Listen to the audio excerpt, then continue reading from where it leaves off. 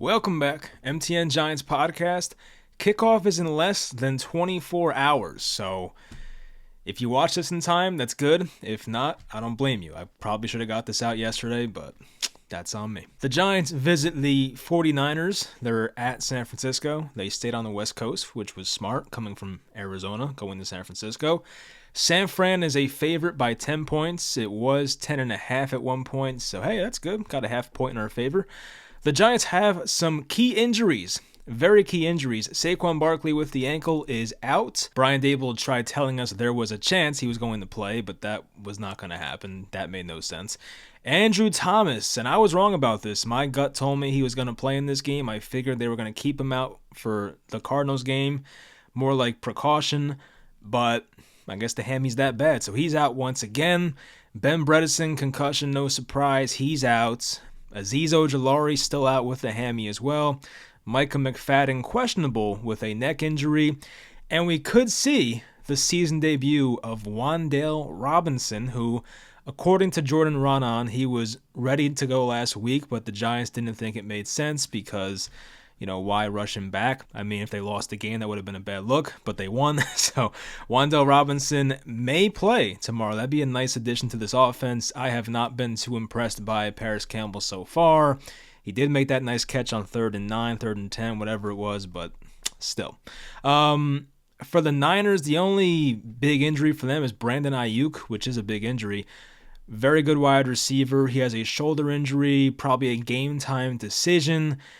Even if he's out, though, it's like they still have so many good weapons on that team, so, But I think for their sake, they'd much rather have him than have to rely on, Jawan Jennings as wide receiver, too. For San Francisco, they've been off to a great start. As expected, they killed the Steelers in Pittsburgh week 1, 30-7.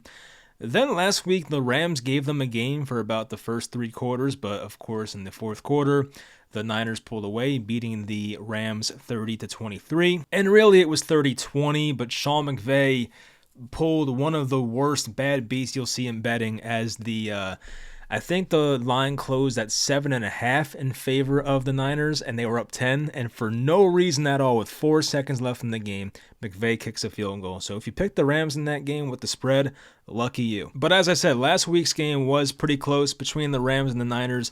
That gives me some optimism here that, okay, the Niners are not untouchable. They're very good, but they're not untouchable because the Rams are not that great. Their roster is not what it used to be. I know they won the Super Bowl pretty recently, but, their top receivers, Puka Nacua, is like a 5th-round pick or something out of nowhere. I mean, the guy is, breaking records and stuff, but no Cooper Kupp, and so much of that defense is gone. So for them to keep that game close, I mean, in fairness, Matt Stafford's played great. I'll give him credit. But for them to keep that game close gives me a little optimism that maybe the Giants can do the same thing. Let's start with the Giants offense. And as I said, there is no Saquon Barkley, so it will look different. There is no Andrew Thomas either, or Ben Bredeson. So we'll get into the possible offensive line.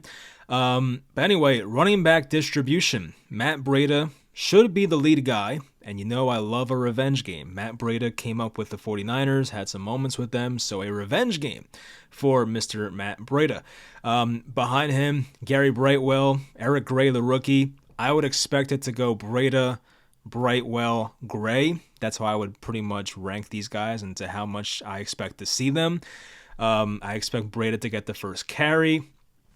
They probably won't have much running success, I would think, versus a defense like this, but crazier things have happened, I guess. The offensive line will definitely be tested. I expect it to be left tackle Izuda, left guard Glowinski again, which he played in the second half on Sunday versus the Cardinals after the Bredeson injury. JMS at center, of course, McKeithen back at right guard, and Evan Neal at right tackle, which might be scary going against Nick Bosa for most of the game, so hopefully Evan Neal looks okay, but tough matchup. The Niners have a defensive line that is, obviously, it's been deadly for years, but it's still the same. Clelin Ferrell, remember that guy, the former 4th overall pick with the Raiders? I think that was the Daniel Jones draft. It was, yeah. So 2019 4th overall pick. Did not work out in Oakland/Vegas, but he's actually been playing okay so far for the 49ers. Eric Armstead's still there. Javon Hargrave, the signing from the Eagles, he's played very well so far. Nick Bosa, who won Defensive Player of the Year last year. Drake Jackson, I liked him at USC. I remember had a big play on the first drive in the Week 1 game versus the Steelers. Javon Kinlaw is another top, I think he was a number 12 pick or 14 pick or something like that. He was a high pick. So much talent on this defensive line for San Francisco versus a Giants offensive line that, once again, will be very tested in this game. At linebacker, they still have Fred Warner, Dre Greenlaw, so that's good. Their secondary, I think the one weak part of this defense might be the cornerbacks outside of Charvarius Ward, the former Chief, who's had a really good Niners career so far. I think it's his second year there, but he's been great. But like Isaiah Oliver's there as well, former Falcon. He's okay, but I don't know any of these other guys, so I'm not too worried about that. So maybe pick on their slot corner, second corner. Like that's probably the one place you can beat them. They got that safety Hufanga out of USC. He always seems to make a play like every game. Deshaun Gibson, veteran safety, good player still. So yeah, defense is nasty, and with the Giants having some of their main offensive guys out, like arguably, their two best offensive players are out. Like Andrew Thomas is probably their best offensive player in general. Their best skill position player in Saquon Barkley is out. So you're going to need a big game from Darren Waller. You're going to need a big game from like Slayton or Jalen Hyatt or Wandale maybe comes back and has a good game. But somebody, or probably two people, have to step up for this offense. I also wonder who will be calling the plays, because that was some big controversy. I kind of went over that in my reaction to the Cardinals game.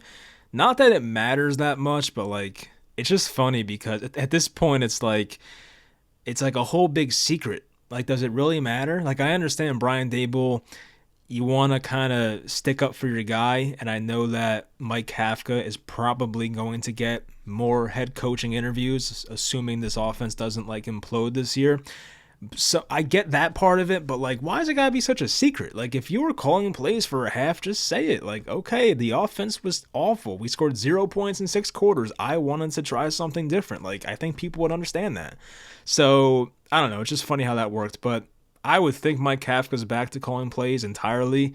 But if Daboll has the play sheet and he's like talking into it again, like that might be a sign that, hey, maybe he's not calling plays. So I don't know. We'll find out what happens with that. But obviously, if Daboll was calling plays in the second half, which people are convinced he was, and I mean, based on the looks of it, it seems like he was. Justin Pennick of Talking Giants made a great video going over the entire thing, comparing it to the Week 1 game versus the Cowboys, and it just, you could see the difference. Like, Brian Daboll did not even have a play sheet in Week 1, so it seems like something was different there. But I like to say, if it ain't broke, don't fix it. So if they had that much second half success with Brian Daboll calling the plays, why would you go away from it? That's how I feel. But if he feels bad about taking that title away from Mike Kafka, you know, okay, I get it, but I don't know. So we'll see what happens with that. For the Giants defense, this will be a tough task for them.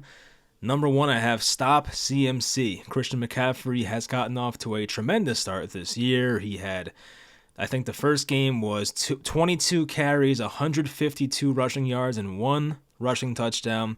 Last week was 20 carries, 116 rushing yards, and a rushing touchdown. So he's been off to a phenomenal start in his age 27 season. And obviously, the Giants' run defense thus far has been pretty underwhelming. You look at the James Conner game, he had over 100 yards.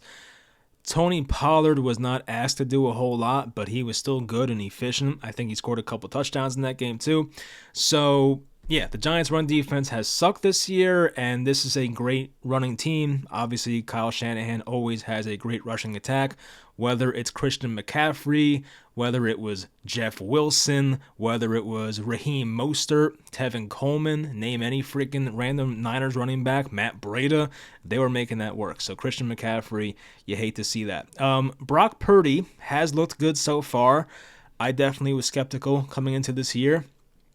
Not to be a hater, but he has made me look pretty stupid so far. He's overthrown a couple guys, probably could have had a couple extra touchdowns last week, but nonetheless, they've had a really good offense so far this year. Purdy has no turnovers, I believe, as well, and that's what he has to do, is just make the throws he's supposed to make and not turn the ball over, and the Niners, they should win a lot of games. I feel like George Kittle is going to have a nice game. I just have this feeling he's going to score a touchdown.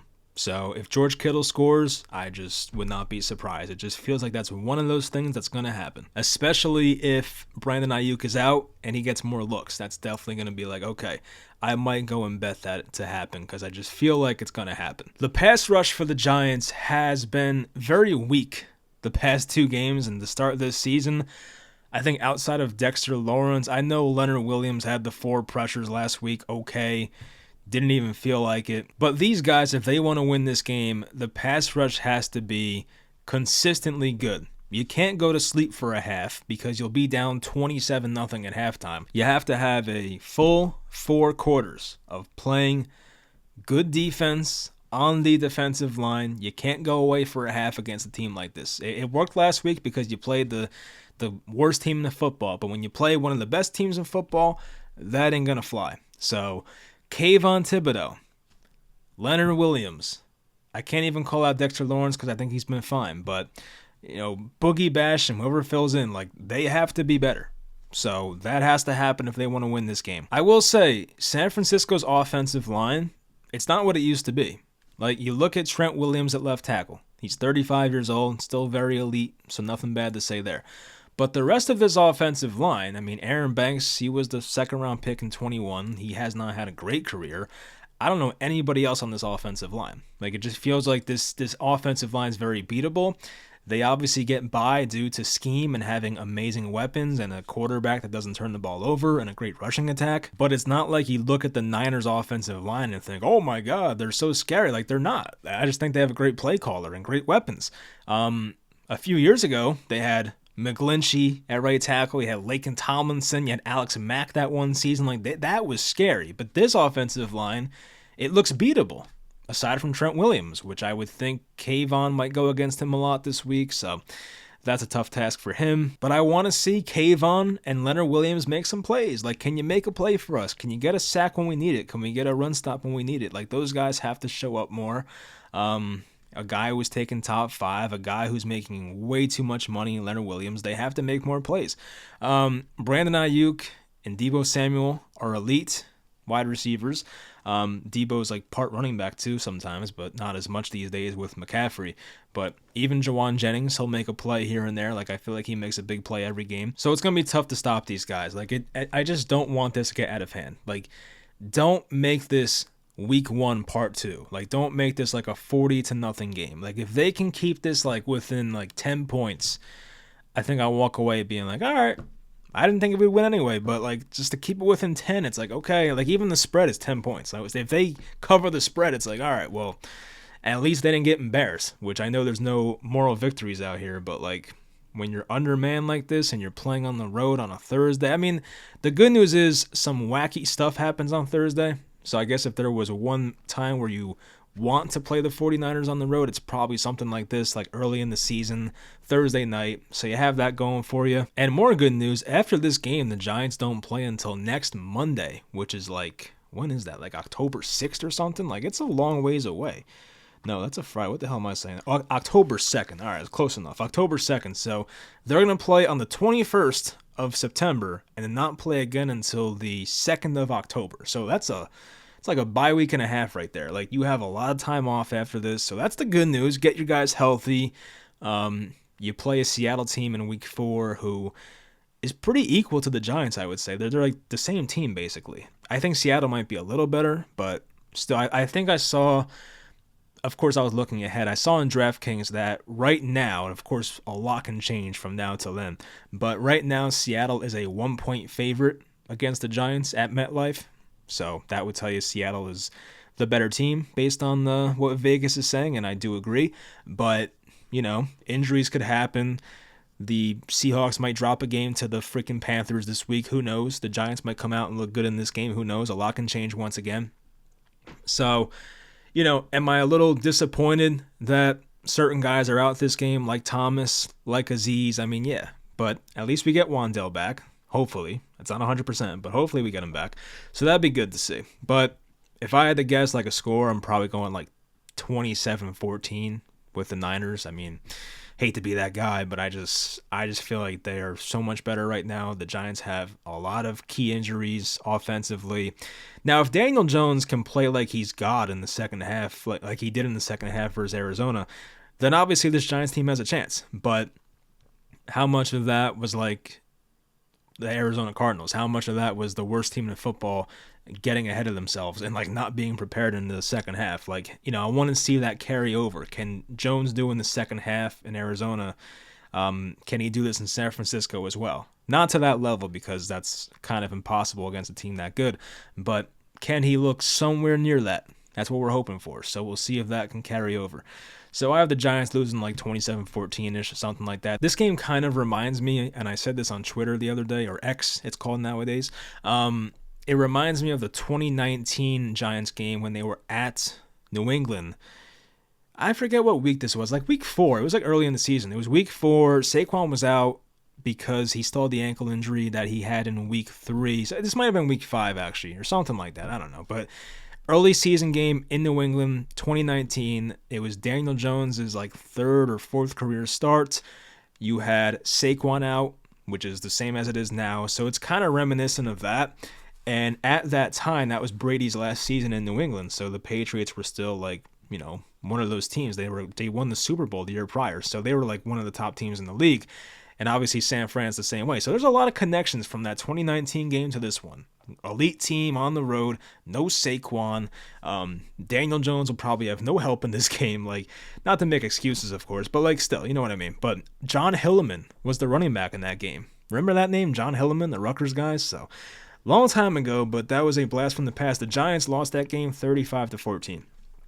So, in fairness, a good fan like me expects them to lose by less. I have 27-14, so that's a positive. All right, so with that being said, we will get to the spread picks, which we're doing earlier this week, obviously. Usually I do this on Fridays, so less of an advantage. But hey, the good news is last week I went 8-6-1. We'll take it. And I lost one game by half a point because for some reason Atlanta was favored by 1.5. And guess what they won by? 1. I don't know how Vegas does it. I don't think football's fixed. I'm not one of those people that thinks they fix the games. But first off, how do you even think to make a 1.5 point spread? And then how does the team win by 1? Like, how did they decide that? Like, how did they know that the freaking Falcons would be down 2 at the end of the game? And then Arthur Smith was going to play for the 1-point win. Like, how did they know this? It just doesn't make sense. So anyway, I should have had an extra win. I'm obviously salty about that. But anyway, 8-6-1. The season record is now 14-15-1. So we're doing all right. I feel like the betting this year has been good for me. I bet heavy on the Steelers on Monday night. And my God, Kenny Pickett looked awful. But the defense and TJ Watt bailed me out. So thank you to those guys. But anyway, let's get into the week 3 spread picks. First game is the first Thursday game we're picking. Giants at San Francisco, -10 for San Francisco. The Giants have hurt me enough this year. I'm 0-2 with them, so give me the Niners. I'll take them. You can't hurt me no more, Giants. Tennessee at Cleveland. Interesting game here. I think I'm going to take Tennessee. I think I will. Yeah, short week for Cleveland. Tennessee looked competent last week. They weren't great. I still think the Chargers probably should have won that game. But I'll take the underdog. They're close teams in my opinion, so give me the points. I'll take Tennessee +3. I have to type these out to make it easier for myself. San Fran -10, Tennessee +3. Definitely was a lot faster when I typed them out. Atlanta at Detroit. Okay, this should be fun. Detroit -3. Detroit has some injuries. I know David Montgomery, the running back's probably out. St. Brown hurt his toe, might be turf toe or something. Man, how's the Lions' run defense been this year? That's the real question. I'll take Detroit. They've been playing, they, as in the Falcons, have been playing from ahead a lot this year, and actually I shouldn't say that because they came back against the Packers, but I feel like that was kind of lucky. I want to see Desmond Ridder on the road to play from behind. So, give me the Lions -3. I just got to see it to believe it with Desmond Ridder. I'm not totally sold yet. But Bijan Robinson, by the way, dude is phenomenal. Like, that is a touched by the hand of God type prospect, as Dave Gettleman once said. Saints at the Packers. Interesting. I remember this was the opening night game in like 2011, Maybe I'm kind of like dating myself here. That's probably the season the Giants won the Super Bowl in 2011, because I know the Packers won the year prior. But anyway, New Orleans at Green Bay. New Orleans is a 2-point underdog. Man, that's a tough one, because Green Bay, like, they didn't look that great last week. I'll take New Orleans. I don't love them. I feel like Derek Carr played awful on Monday, but still, I feel like New Orleans is the better overall team. Like, these teams are close. They're close, but, like, once again, I'll take the points. I'll take the veteran quarterback as compared to, like, he feels like a rookie, but it's his 4th year in Jordan Love. So I'll take the Saints as a 2-point underdog in this one. Next, we have the Denver Broncos at the Miami Dolphins. Denver is a 6.5-point underdog. Jeez. That seems like too many points. It does. But I did a video on this recently. Remember this. If you guys follow my NFL videos, I made the whole video about how playing in Miami during September is probably the greatest home field advantage for any team in the NFL, because, not to spoil the entire video, if you want a more in-depth look, go back and watch it, but the Miami Dolphins sideline has their own bench in the shade, and they put the visitors in the sun, so it's like 20 degrees warmer for the opponent, which it gets to like 110 or even more degrees during these September day games. And the Dolphins wear their white jerseys, so Denver will probably have their blue jerseys on. Very hot. So that kind of factors into my decision here. I will still take the Broncos, because you're 0-2, Sean Payton's first year. Like, you have to throw out everything you can to win this game. This is not a game you can take lightly. If you're Denver, Miami's 2-0 already, so it's not like this game means as much to them. But yeah, I don't love Denver, but whatever. I'll take them plus 6.5. They almost pulled off a great comeback win. Well, I shouldn't say comeback, because they were up 21-3 on the freaking Commanders, but they blew that somehow. But they still came back in the end. This is a pick'em. Wow. Okay, Los Angeles Chargers at the Minnesota Vikings. A pick'em. So you just straight up pick Chargers, season on the line. Oh man, this is I'm taking the Chargers. I'm a fool with the Chargers. I always pick them, but I'll just take the Chargers and pick them here, because once again, like, both teams have their season on the line here, but I just think that the Chargers are better. Like, their roster overall is better. Minnesota doesn't have a defense. I would think that Justin Herbert can, dice them up. I saw today someone retweeted that Justin Herbert, well, it wasn't a Justin Herbert tweet exactly, but the Chargers are the only team in the NFL to start 0-2 when their offense has over 50 points in the first 2 games, or it might have been 60. I think it was 50, though. Was it 60 or 50? I forget. But anyway, so people that blame Justin Herbert, I don't get it. The Chargers defense has to be better. And Brandon Staley is a defensive coach, which makes it even worse. But anyway, I'll take the Chargers and the pick'em. New England Patriots at the Jets. This might be a boring-ass game. My God. Patriots are 2.5-point favorites at MetLife. Man, I feel like Zach Wilson versus Bill Belichick defenses has been so bad. Like, there was that game last year in New England where Zach Wilson and the Jets offense were averaging 2 inches per play in the second half. Yes, 2 inches per play. I'll take New England. New England minus 2.5. I feel bad for the Jets and their fans, but, like, that team stinks now. What can I say? And plus, their defense was supposed to show up last week. They didn't. They allowed like 30 points to the Cowboys. I'm sure the Zach Wilson interceptions did not help, but anyway, Buffalo Bills at the Washington Commanders. I'm feeling the Commanders here. I think the Commanders put up points in this one. I'll take the Commanders. They're plus 6.5. That's too many. I'll take Washington plus 6.5. They're the home team too. I feel like, Buffalo, I expected to win by a lot last week, as they did. I think the Commanders might be like sneaky, not good, but like all right. Like, I think people expected them to suck this year, but they're actually like not that bad. Because when they came back from 21-3 last week in Denver, that was impressive. That's a tough place to play, obviously, with the altitude. And for Sam Howell in his, like, what is it, 4th start? Might have been his 3rd start, right? Yeah, 3rd career start to come back and win that game. It's like pretty crazy. So Washington plus 6.5, I'll take. Houston Texans at the Jacksonville Jaguars. Jaguars are a minus 9.5. The Jaguars need a get-right game because they have not looked right on offense so far this year. I don't even think they scored a touchdown versus the Chiefs last week. I think I'll take Jacksonville minus 9.5. Like, it's a big spread. They haven't looked sharp this year yet, but my concern is that the Texans might backdoor this game because they have been the garbage time team this year. Like, if you have Nico Collins in fantasy, like, you know about this. Like, they are even Tank Dell had a touchdown late in the game. Like, they are a backdoor type team. So I am concerned about that, but I do think Jacksonville should get a lead early. Is it a big enough lead to cover 9.5? We'll see, but I'll take the Jags as 9.5 point favorites. The Indianapolis Colts at the Baltimore Ravens. This one is tough because I don't know if Anthony Richardson's going to play. He suffered a concussion in the game last week, and sometimes concussions take a couple weeks to, come back from. So if it's Gardner Minshew, I don't feel good about the Ravens. I mean, they're a +8, the Colts. I'll take the Colts +8, hoping that Anthony Richardson can come back. That'd be cool, but if it's Minshew, then yeah, I probably would have lost this spread, but we'll see what happens. Carolina. They are on the road at Seattle. Seattle's a 5.5 point favorite. I'll take Seattle. Tough place to play. The Panthers' offense is putrid. There's nothing good about it. And Bryce Young is, having his third career start. Is it his first road start, too? They were home last week. Were they home in week 1? I think they were, right? I don't know. I think I'm right, but it could be Bryce Young's first road start. So I'll take the Seahawks minus 5.5. They do have a lengthy injury report, though. That's the one concern about them, but hopefully they get some guys back.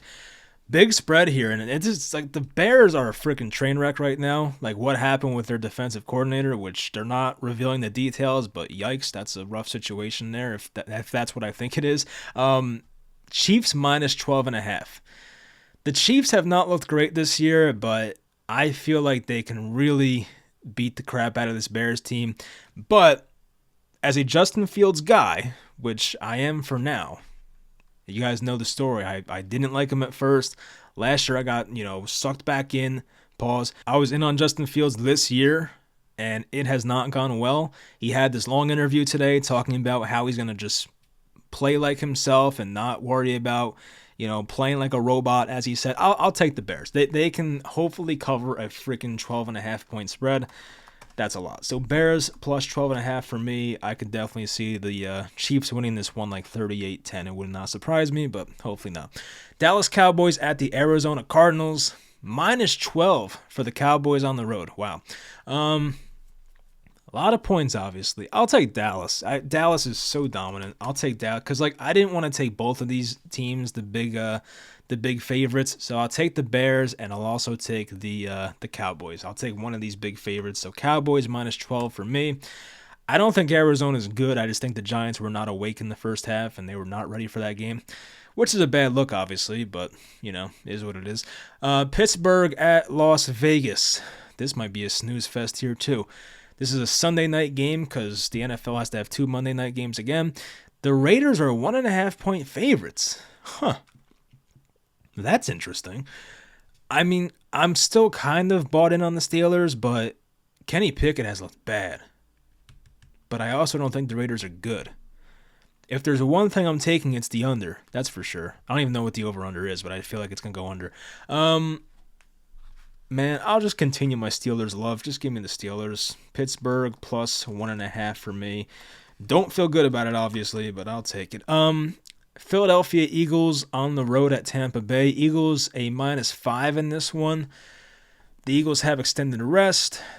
They actually have been off for a long time because they played last Thursday. This is a Monday game once again. And while my guy Baker Mayfield has looked good this year, I think that might come to a crashing halt in this game. I'll take Philly -5. Hope it's a close game, though, because I don't want to watch a blowout on Monday. This game is weird because I don't know who the quarterback is for the Bengals. It might be Joe Burrow. It might be, what's his name? Jake Browning or something, I think his name is. I don't know. But Rams at Bengals. Bengals favorites by 2.5 right now. I would think with this type of spread that they expect Joe Burrow to play. Now, he will not be 100%, definitely. But the Bengals need this game bad. The Rams did not have expectations this year. They were supposed to be a bad team. They're 1-1. But the Bengals are 0-2. So I assume that unless this Burrow injury is that bad, I expect Burrow to gut through it and play in this game and do enough to win this game. So I'll take the Bengals -2.5. I've taken them every week so far this year. They're 0-2 against the spread.